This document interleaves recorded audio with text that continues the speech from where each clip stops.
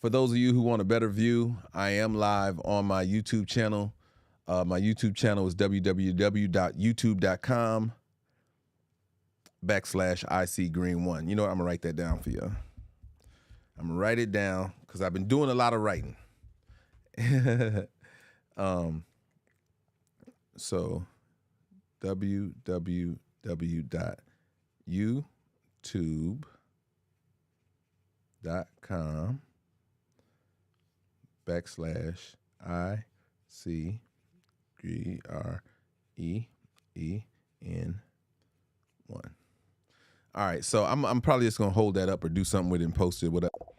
Yo, what up, Sassy? What's up, everybody? It's your favorite Green Eye Bandit. What up, Kiki? So for those of you who need to see it, of course, you guys can't see it correctly on Instagram because for some reason Instagram does not let you reverse. They don't let you reverse. Am I on? Yeah, Instagram doesn't let you reverse it. So you guys know what it is already on my YouTube channel because you're on my YouTube channel, and hopefully you Facebook people know it too.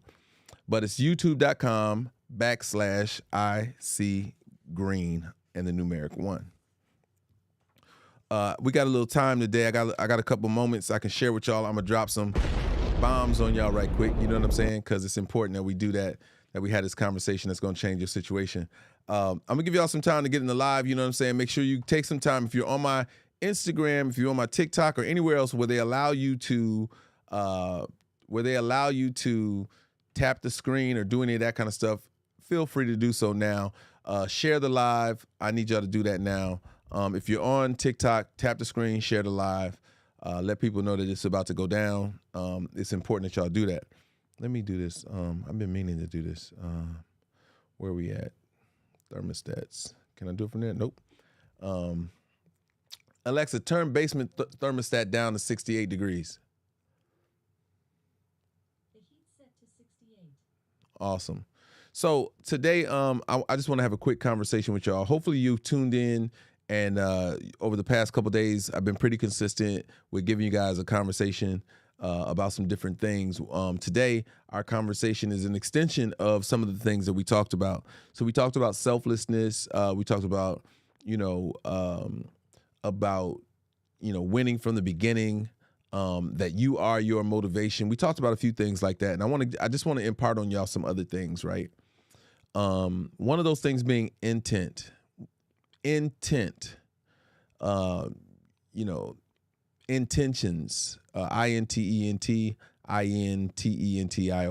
intentions, that you need to have the best intentions in mind when saying and doing things. And then you need to hold people past the point of their intentions to actual following through. Actions speak louder than words.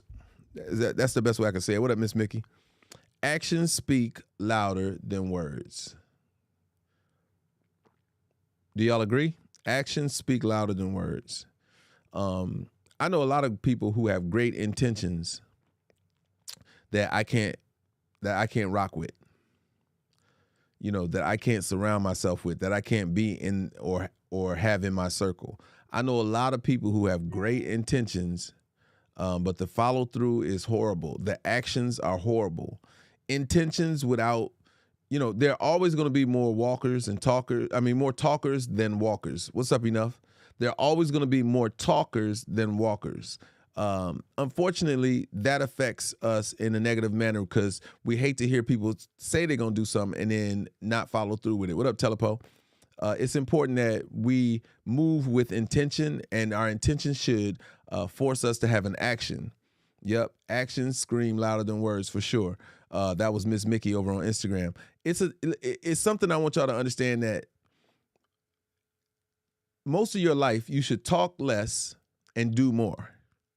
Even if you have a great idea or you have an intention, you don't have to say it. Your actions will show it. And too many times people are out here trying to convince us with their words, and then they don't follow through with their actions. We can talk about from your relationships where people are saying, there's big promise in what they want to do and what they want to say about your relationship. And then you find out that they don't have the wherewithal to get there. You know what I'm saying? They don't know how to manage those things. Yeah, it sounds great. Yeah, the conversation is amazing in it, but well, how are you going to maintain that, or do you even know what that means? What you're saying, I have to ask people that sometimes when they say certain things to me. I have to ask, well, what does that look like? You know what I'm saying? In practicality, so I know what to hold you to. When you say what you say that you're going to do, I need to know what that looks like to you. Because, see, sometimes people have things so tripped out and confused that they think that they're actually following through on the promise. You know what I'm saying? They think that they're following through on the promise. What up, RJ? A lot of times people are saying more than they're doing, and we don't need to do that. You know what I'm saying? I'm about 45 enough. We're not. That's not how we want to be surrounded. You don't want to be surrounded by people who are talking more than they're doing. God gave you one mouth and two ears so you could, use your ears and listen and interpret. But he also gave you two arms and two legs so that you could so that you could actually go out and do what it is that you're saying you're going to do. Unfortunately, especially in this day and age, we have so many people who are willing to, to say stuff. And it don't even be like, a lot of times it's not like they're having a big, heavy conversation about it or anything like that. People just say stuff that doesn't need to be said if they're not going to do it. Don't y'all wish somebody would just say, don't you wish you could just say, why don't you shut up? Don't even say it. Just do what you say you're going to do. You know what I'm saying? Or just do what you think I would want you to do. Just shut up otherwise. I don't need to know that you was thinking about doing something that you didn't follow through with. Ain't that the worst? Isn't it the worst to be communicating with somebody and they say they're going to do something that they never had to say that they were going to do? They could have just done it. And the fact that they told you after the fact that they were going to do something that they didn't do, how am I supposed to feel? Now, let me dial it back, because I did say something I really want y'all to look at. Because we aren't all born together, because we all aren't groomed together, because we all didn't go to the same elementary, middle school, high school, because we all didn't have the same great relationships with friends and family growing up, I can't assume that when you say what you say, that it's what I think you mean. You know what I'm saying? Like if somebody says, hey, yo, I'm finna go to the store, something as simple as that, I have to ask a couple follow-up questions because you left a lot of meat on the bone. You didn't say what store, what you was going to get, and if I could give you money or do whatever to have you retrieve me something. So I'm one of those people. I'm one of those people who does not let people off the hook from those other things, that these details that matter so much. When people have great intentions, they are followed up with detail and actionable items that they're going to do to see it through. Hey, I'm gonna go to the store. I need to pick up a couple things like some eggs and da. Do you need anything? Because I can grab your stuff too. That's a person who has great intentions and the ability to follow through, because they already saw an opportunity to be helpful to you, and they showed you and they asked you and they put you in a position to help them understand what it is you need. What up, Steph? That's kind of where you want to be at with your relationships, with your friendships. What does it mean to you to say to me what you just said? In loving relationships, in relationships, you're gonna have to ask those questions. People gonna throw a lot of game at you. Ladies get the most game spit at them. Guys kind of we don't get game spit at us so much. I think most women are and kind of manage themselves accordingly. Like I can give y'all that. I credit women with that. Like dudes are the ones who put these high expectations up for y'all to look at and try to marvel at and try to impress y'all, and then the follow through just doesn't happen. Ladies, have you ever felt shortchanged by the game? Do you ever felt like you fell for the politician? Do y'all feel like, yo, he told me all of the policies and everything that he was gonna do and all this stuff that he had planned or whatever, and then he missed the mark? Like he didn't come through with the promise. You know what I'm saying? Like the promise got you to vote, but now that he got your vote, he ain't following through with none of the promises. So intent can be painful. when a person says to you all those beautiful things in the beginning, and listen, I'm gonna tell you something. Most guys actually want to do a majority of the stuff that they said, but they can't maintain it. I almost used to say to guys, you know what I'm saying, when I was coaching friends and stuff, I said, be mindful how you set this up. Be mindful. You hear guys all the time. Yeah, man, I'm taking, we going to do this, we doing that, we da da da da. I'm like, yeah, okay, cool. Can you manage that? You know what I mean? Can you manage that? Because women don't want anomalies. Nobody wants anomalies in their relationships. They want consistency. They want recognizable behavior that they can hang their coat up on. They could say, I can depend on him for this, or and that's generally everybody. You know what I'm saying? We want people that we can depend on, that say what they mean and mean what they say and are willing to do whatever actionable item comes along with that. Unfortunately, the follow through isn't consistent. I can tell you one of the greatest complaints I hear from women is, why don't you do what you did in the beginning? That's what I hear women complain about their mates. Why don't you do what you did to get me? You don't even do that stuff no more. Have I changed that much? Do you think I've adjusted so much that I don't like those things anymore? No. Most women know what they want, know what they like from the gate. So once this presented to them, they're cool. They like, yo, this is a great spot to grow from. This is an awesome foundation to build on. Of course, you all see potential in the guy that you're with. Of course, you see something past the point of what's presented in front of you. But the foundation has to be set in such a way that you say, at the least, I can rock with this. If this is as good as it gets, I'm okay. But because of who I am in this relationship, I know that we're going to grow and this can be groomed into something special. Now, if the distance between your foundation and that place that you want to end up in is so great, good luck. You're going to have a lot of trying times getting there because of that distance, because of the gap from your expectations of where this thing could go and the actual reality of where it is in the beginning. The intent in the beginning can't be so far away from the expectation of what you're supposed to have. You're not going to be happy about it. The results are going to show, and you're going to have more trying times than a little bit. You want the foundation of your relationship to be closer to the place that you want to end up, so that you don't have to journey as long and as far to get there, so that the journey doesn't have to be tumultuous to get this person to let go of some of the bad habits and start interchanging them with some great habits that you bring to the table. You want it to get to a point where you don't have to, it says something about the Wi-Fi, Diana, but it's back in effect. We don't want it to be in a place or position where the distance between where you want to end up and where you start is ginormous. Because then we talk about time becoming a factor from the intent actual meeting is realization. Intent can be painful when you've invested in somebody's intention based off of what they presented versus what they've actually done. We all see potential in people. I would hope you do. I hope you say this could be something special. But if you say this could be something special, you're going to have to put a time allowance on that and say this could be special based off of where we're at right now and what he's presenting. This could be special in like 5 years. 5 years we should be where. I know that sounds crazy, right? That you got to think about your relationship and how you start from the distance, of it with time. But you listen, you have to think about your equity in a relationship and in a person. If you don't think about your time equity when it comes to dealing with other people, you will spend more time in a place that you didn't intend on being in.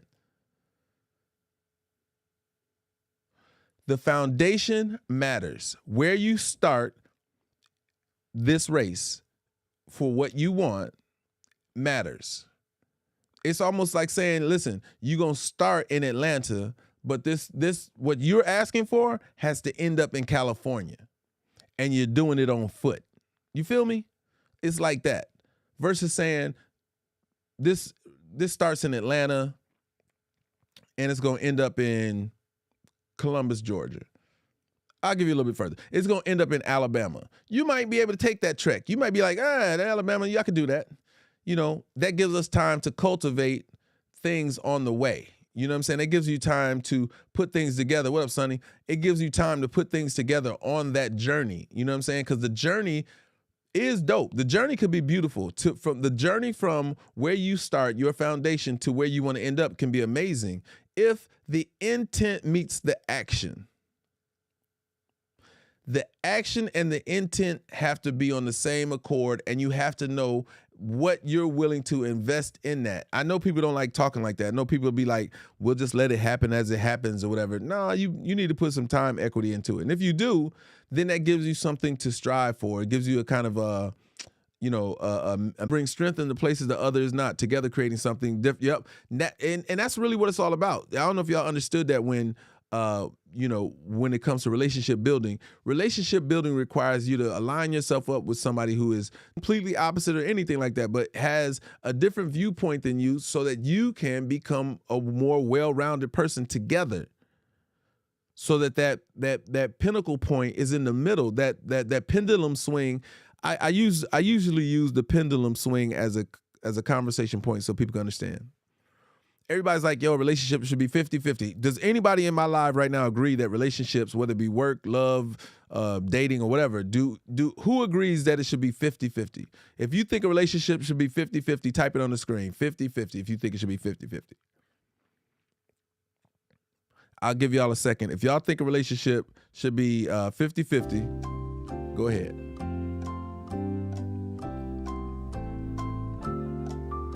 Miss Precious said yes, creating something beautiful and harmonious. Who else? What up, Granny? No, okay. Steph Love says yes, it should be 50-50. Miss Precious said no, it shouldn't be 50-50. Big Talk says, I don't know what that 10p is. Maestro the Wiz, should relationships be, okay, Aquarius says no, 100 each. Okay. And for anybody who said it should be 50-50, you get the, that would be wrong. What up, Tashi? Shannon, even that's wrong. Shannon said, I believe in each party aiming for 80-20. I feel each should bring 100. That's exactly right. And if you've been in my live, then y'all know that. The question was, do you think relationships should be 50-50? I'm going to wait to get Maestro's answer before I continue. Maestro, do you think relationships should be 50-50? I'm going to give you a couple seconds. 5, 4, 3, 2, 1, 0. What we got, Maestro?